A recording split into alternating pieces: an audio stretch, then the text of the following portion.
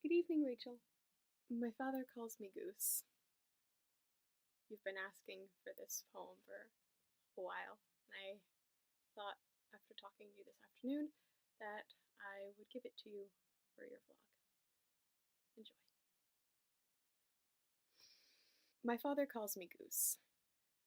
It's taken me so long to recognize this name that's been my own, as much me as my spleen. Could have lived without the knowledge, I could have lived without the name, but no more. No more, not with the answers to unasked questions exposed for me to read. Ready to explain why I fell for a boy who called me Ducky, why I felt childishly satisfied at the end of duck, duck, duck, why I always thought I could fly. And maybe that's his way of protecting me, giving me wings with his words so I can lift up, up, up, and away from that which keeps him on the ground. This disease that I'm so afraid to catch, the one hiding in his DNA, but not mine, not if we're not the same species.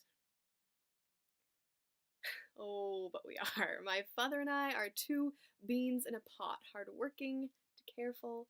More often than not, we're the ones who like a quiet car ride. That is, unless we're in the jungle, the mighty jungle, in which case we'll be silly for a breathless moment.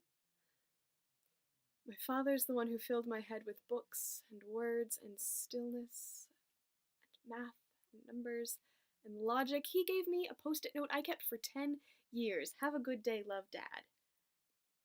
I couldn't dislodge it from my soul any more than I could my love for God or my name.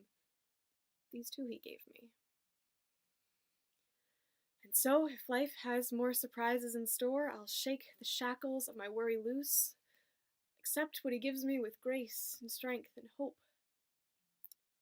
Because I am my father's goose.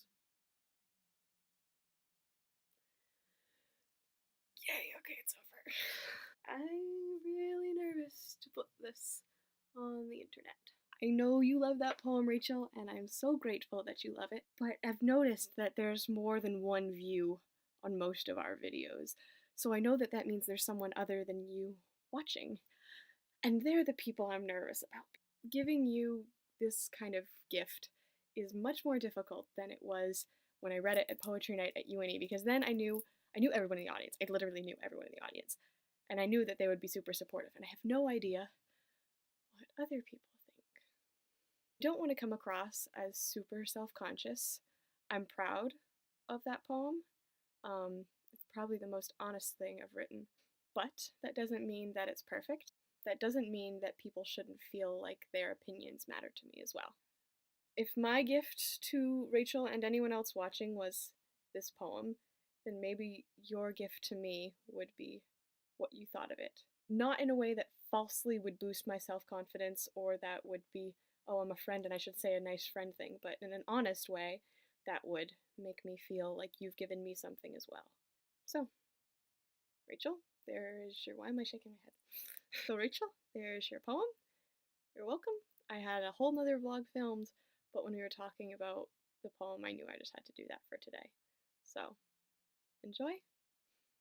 I'll see you on